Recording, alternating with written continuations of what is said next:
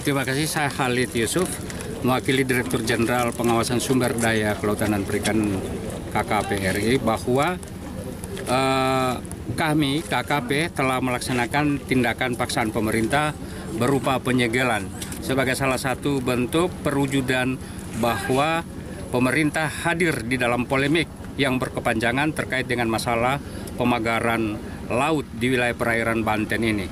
Bahwa pelanggaran terhadap Undang-Undang PP 21 terkait dengan masalah pemanfaatan ruang laut jelas bahwa ini tidak sesuai dengan ketentuan yang ada. Nah, pelanggaran ini tentunya kami tindak lanjuti dengan paksaan pemerintah berupa penyegelan. Setelah itu kami akan lakukan tindakan sanksi administrasi lainnya. Atau kalau perlu, kalau memang perlu didalami ada kerusakan ekosistem tadi seperti yang disampaikan oleh Kementerian Lingkungan Hidup, maka bukan tidak mungkin itu akan lari ke proses pidana. Jadi kami hadir untuk melakukan penegakan hukum. Siapapun yang melaksanakan kegiatan itu, ini tentunya dengan adanya polemik berkepanjangan ini pasti akan muncul siapa yang bertanggung jawab. Namun demikian kami saat ini masih terus mendalami siapa yang akan muncul sebagai penanggung jawab di dalam mekanisme pemagaran ini. Seperti itu. Pak, penyegelan sudah dilakukan nih Pak. Nah, ya. Langkah pembongkaran sendiri kapan dilakukan dan langkah-langkah pembongkaran seperti apa teknisnya Pak? Untuk pembongkaran pagar laut ini tentunya kami butuh waktu. Kami akan berkoordinasi dengan lintas kementerian terkait karena masalah tanggung jawab terhadap masalah di laut ini tidak hanya merupakan kewenangan Kementerian Kelautan dan Perikanan, tetapi juga ada kementerian lain yang tentunya tadi secara simultan kita akan berkoordinasi apa langkah selanjutnya. Mungkin 1-2 hari ini akan ada solusi kapan kira-kira pembongkaran itu akan dimulai. Jelas ini manusia, mungkin secara manual ini memang menggunakan tangan-tangan manusia yang mungkin bapak-bapak tahu perkembangan di media seperti apa. Ada yang sudah muncul bahwa ini adalah swadaya dan lain sebagainya. Namun demikian kita tidak bisa langsung mengambil kesimpulan seperti itu. Ada langkah investigatif yang tengah kami lakukan. Ya, apakah itu di masyarakat, lembaga sosial, ataupun pihak-pihak lain yang merasa bertanggung jawab atas pemagaran tersebut. Nah, ini tentunya kami akan melihat reaksi seperti apa yang akan muncul. Yang jelas kami pemerintah hadir untuk menegakkan aturan sesuai dengan ketentuan yang ada. Kami akan melakukan tindakan tegas, tentunya di dalam pembongkaran ini kan 30 km ini kan butuh waktu yang panjang ini. Butuh alat berat untuk mencabut itu. Nanti kami akan sampaikan bahwa kami akan melaksanakan tindak lanjut daripada apa yang sudah kami lakukan. Seperti apa bisa jadi mengarah ke masalah pembongkaran. Apakah itu akan dilakukan secara mandiri ataupun secara bersama-sama dengan melibatkan masyarakat. Karena ini masyarakat yang mencabut, ya kita juga minta masyarakat juga berpartisipasi karena ini sama-sama juga untuk kepentingan nelayan itu sendiri. Pak, ada ya. Saya Eli Susianti, Kepala Dinas Kelautan dan Perikanan Provinsi Banten.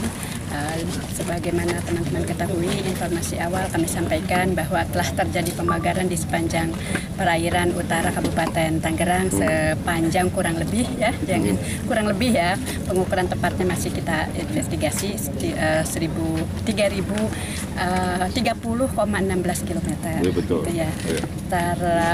Mulai dari Desa Muncung sampai dengan Paku Haji. Gitu ya.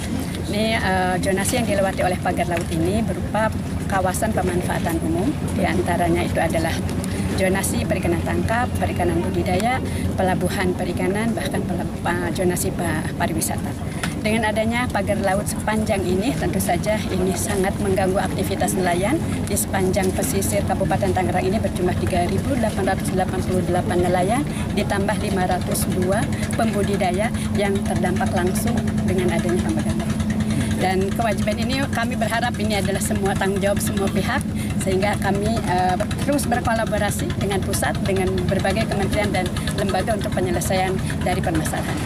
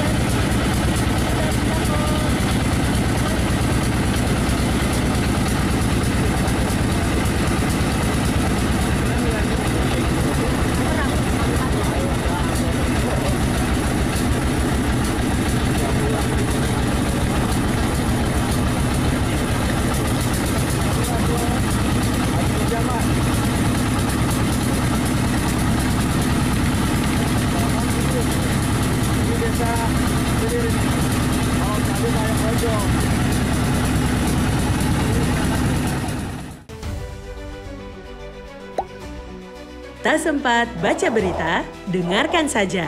Klik text to speech di sindonews.com.